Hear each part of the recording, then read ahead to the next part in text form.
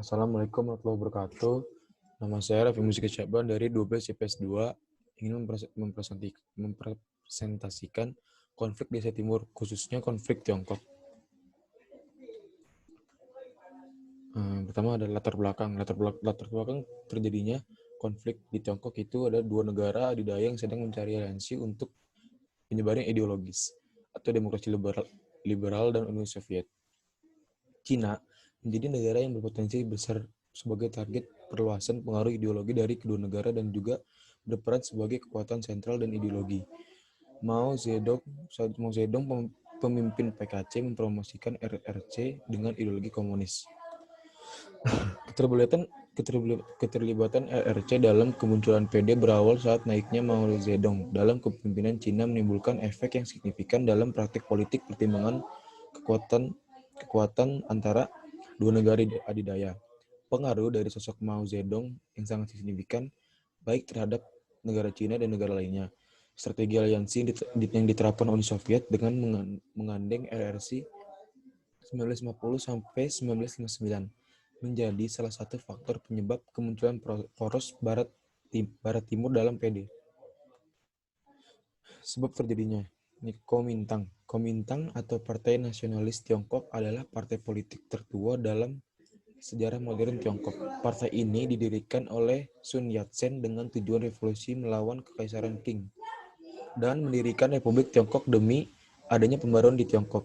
Dasar ideologinya disebut Chan Min-chu 1 atau 3 kerakyatan. Min-sen yaitu nasionalisme, Min-su yaitu demokrasi, dan Min-seng yaitu sosialisme. Dengan Chan Min-chu, Sun Yat-sen bercita-cita membentuk suatu pusat yang demokratis dengan bantuan Uni Soviet.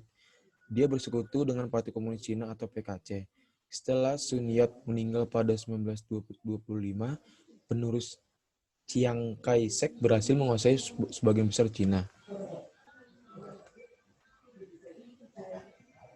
Partai Komunis Cina BKC adalah partai politik berhaluan komunis yang sekarang memerintah di Republik Rakyat Cina, yang didirikan oleh Chu Te Lilian pada tahun 1921. Pada 1 Oktober 1949, Mao Zedong mempromosikan RRC dan mendirikan sebuah negara komunis. Persatuan dan kedaulatan Cina di bawah kepemimpinan Mao, dan terdapat beberapa perkembangan infrastruktur, industri kesehatan, dan pendidikan yang mereka percaya telah membantu meningkatkan standar hidup rakyat, yang dikenal lompatan jauh ke depan. Faktor penyebab adanya saling mencurigai yang selalu berebut pengaruh dan kekuasaan di wilayah Cina, adanya perintah Chiang Kai-shek untuk tidak mengakui keberadaan Partai Komunis Cina. Perintah Chiang Kai-shek ini merupakan penghinaan terhadap komunis, dan hal ini yang menjadi sebab khusus terjadinya perang saudara antara nasionalis dan komunis.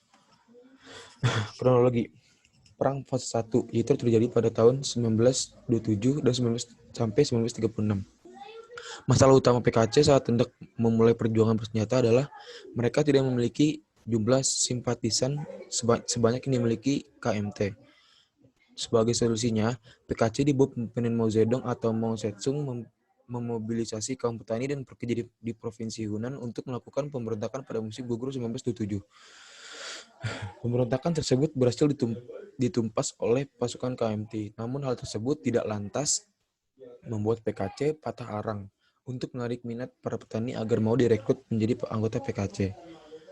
Partai berhaluan sayap kiri tersebut berjanji akan merampas lahan dari para tuan tanah dan memberikan kepada para petani miskin. Hasilnya pada tahun 1928, jumlah anggota PKC bertambah jadi 10.000 personil. Tahun 1931, Mao Zedong mempromosikan berdirinya Republik Soviet Cina atau RSC dengan Ruijin Provinsi Jiangxi, Cina Tenggara sebagai ibu kotanya. Jumlah simpatisan dari PKC juga terus bertambah sehingga KMT berusaha mengakhiri riwayat RSC dengan cara melakukan serangkaian invasi militer ke wilayah RSC. Namun kombinasi dari gigihnya perlawanan pasukan RSC, konflik intern dalam tubuh KMT atau invasi militer Jepang ke Cina Utara membuat invasi militer yang dilakukan oleh KMT berakhir dengan kegagalan. Memasuki 1934, pasukan KMT kembali melakukan invasi ke wilayah RSC sambil melakukan perubahan taktik jika pada invasi-invasi sebelumnya pasukan KMT melakukan serangan cepat yang berkonsentrasi lewat satu rute, maka pada invasi tahun 1934 pasukan KMT membangun brigade dan pos-pos militer di sekitar wilayah RSC sambil bergerak masuk ke dalam wilayah RSC secara perlahan. Taktik baru tersebut berjalan sukses dan pasukan RSC mulai tersedak. Maka pada bulan Oktober 1934 mau memerintahkan sekitar 100.000 anggota PKC di Provinsi Jiangxi untuk mengungsi ke Provinsi Shaanxi, Cina Tengah. Iringan-iringan pengungsi tersebut nantinya dikenal dengan sebutan barisan Pajang dan menempuh rute memutar sejauh 12.500 km yang melewati 11 provinsi Jiangxi. Hanya sekitar 8.000 orang yang berhasil sampai ke tujuan dengan selamat. Di sepanjang rute yang mereka lewati, barisan pengungsi tersebut akan melakukan penjarahan kepada para tuan tanah setempat sambil merekrut puluhan ribu simpatisan tambahan. Sesampai di provinsi tujuan lalu didirikan ibu kota RSC yang baru.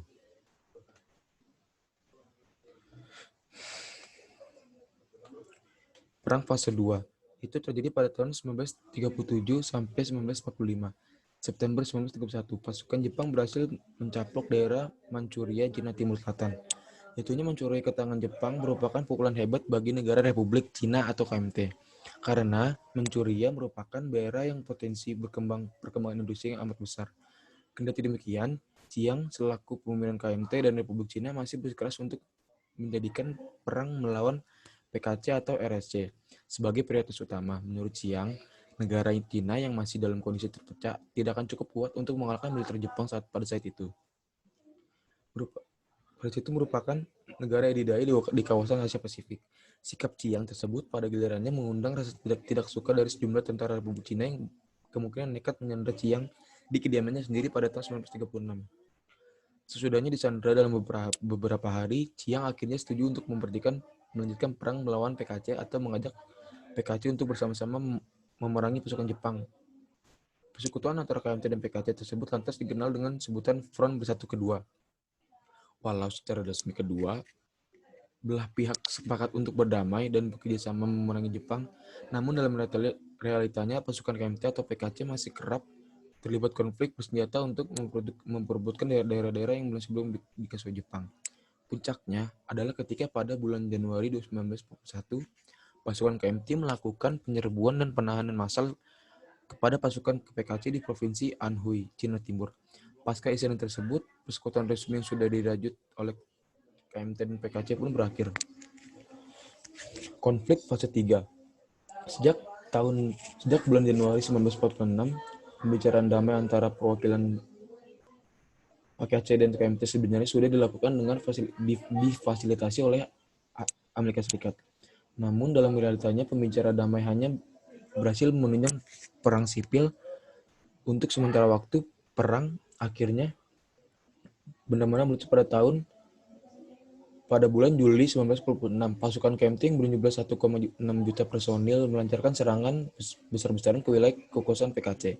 Sadar kalau mereka kalah jumlah personil dan persenjataan yang dimiliki tidak sebaik pihak lawan, pasukan PKC pun memilih untuk mundur jika pasukan KMT yang maju terlampau banyak untuk dibendung.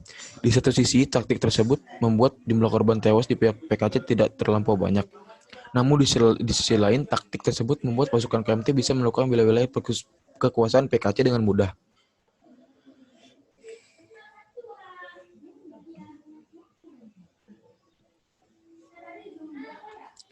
Akhir Juni 1947, pasukan PKC melakukan serangan serentak ke Cina Tengah, Timur dan Utara.